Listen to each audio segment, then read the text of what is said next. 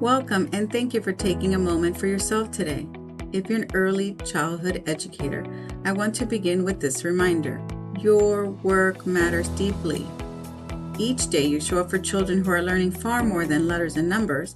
They're learning how to trust, feel safe, and understand their place in this world. Educators are naturally compassionate towards children, yet many struggle to extend that same compassion for themselves. Today, we're exploring self-compassion, a foundational skill that strengthens your patience and clarity and emotional presence, both inside and outside the classroom.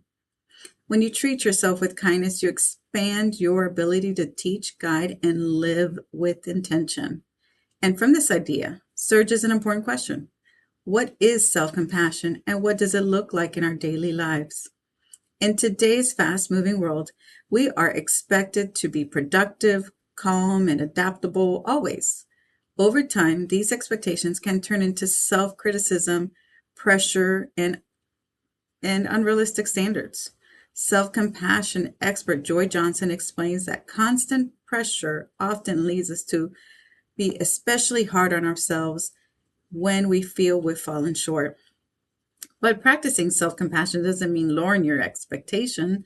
It simply means acknowledging difficulty without shaming yourself for just being human. At its core, self-compassion is treating yourself with the same consideration you would offer someone else that you care about. It begins with recognizing your struggle and responding with warmth instead of judgment. Instead of thinking, I'm failing, I should be better, you can gently say, this is hard, and I'm doing the best that I can. As we reflect on this, it is important what researcher Dr. Kristen Neff teaches. Self-compassion means honoring our shared humanity, acknowledging that everyone has flaws and makes mistakes, and understanding that none of these things reduces our worth or value. With this in mind, we can explore the 4 elements that show how to put this into practice. The first element is mindful awareness. It means being present without immediately judging your experience. Try shifting, I should have feel this way, to I notice I'm feeling overwhelmed right now. That moment of awareness creates space, and that space gives you choice. The second element is self-acceptance. It allows you to be fully human. It means noticing your imperfections instead of criticizing them. Asking yourself, what do I need right now? Instead of what's wrong with me? Children don't learn from perfect adults. They learn from adults who model honesty, growth, and grace. The third element is living with your values. Let your values, not your inner critic, guide your choices. Instead of focusing on what you didn't do, reflect whether you acted in alignment with your values.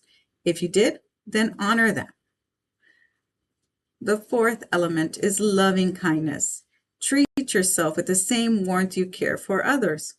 If your inner voice becomes harsh, pause and ask, would I say this to someone I care about?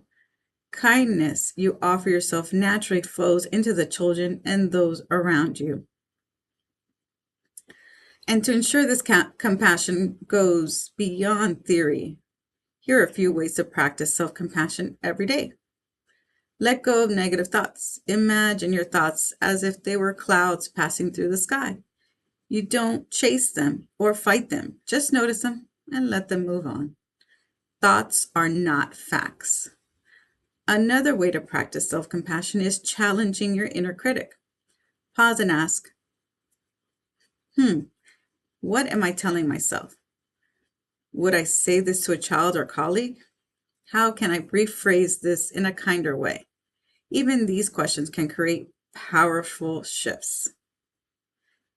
Next, practice positive affirmations. Practice gentle statements like, I am learning, I am enough today, I can grow without punishing myself. Sometimes taking this pause and asking yourself these questions can start changing your life. Over time, your brain begins to believe what you repeat.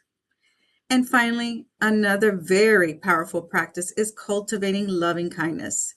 Take a few minutes of offering yourself compassion and care. This grounding practice supports your emotional well-being and models kindness for the children you teach. Now you might be wondering why practicing self-compassion is so important. Children learn from who we are than from what we say. When we practice self-compassion, you model emotional balance, healthy self-talk, resilience, and grace after mistakes.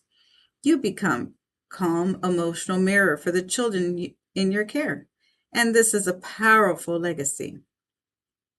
In closing, self-compassion is not selfish. It is a form of sustainable care. Care that replenishes you so you can show up fully for others. When you treat yourself with kindness, you expand your capacity to care for the little ones who you look to every day. Thank you for everything you do, and thank you for choosing to care for yourself too. If you like this podcast, please hit the like and share. Until next time, bye for now.